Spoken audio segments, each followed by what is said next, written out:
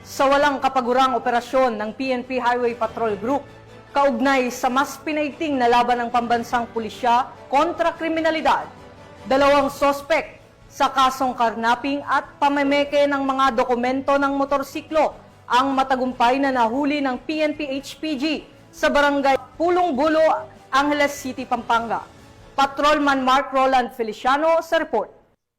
Ang dalawang suspek sa kasong karnaping at estapa nasangkot din sa pamemeke ng mga dokumento ng motorsiklo sa barangay Pulong Bulo, Angeles, Pampanga. Ito'y bunga ng walang kapagurang operasyong isinasagawa ng HPG upang masakote ang mga taong may pananagutan sa batas. Pinangunahan nga ng HPG Pampanga ang nasabing operasyon sa pangunguna ng kanilang team leader na si Police Major Alan A. Morales. Magandang araw po sa ating lahat.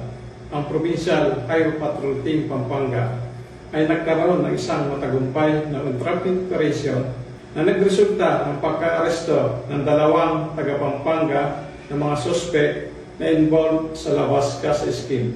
Ang naging dahilan po na nasabing operasyon ay bunsod sa reklamo ng dalawang biktima ng mga taga-Bulacan na kung saan sila ay nakabili sa mga arestadong suspect ng dalawang motorsiklo. Kanila pong napag-alaman ang mga nasabing motorsiklo ay walang papeles. Nakipag-ugnayan po sila sa aming opisina na kung saan umorder pa po sila ng isang motorsiklo gamit ng isang dummy account. Umayon naman po ang ating suspect na nagdahilan ng isang entrapment operation.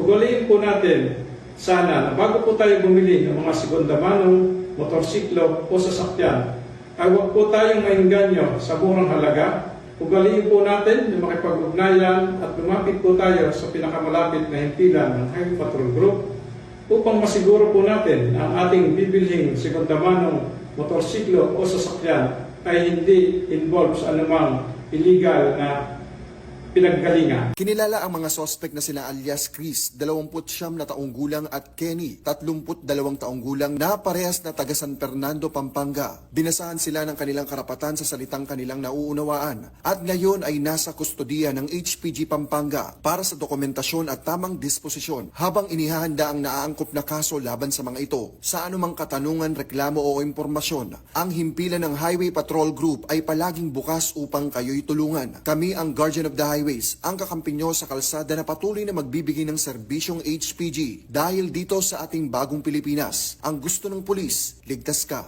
At sa iba pang balitang serbisyong HPG, tumutok lamang sa aming YouTube channel at Facebook page na Police News Network. Mula sa tanggapan ng kakampi nyo sa kalsada, ako po si Patrolman Mark Roland Feliciano para sa Police News Network, alagad ng batas, tagataguyod ng balitang pulis.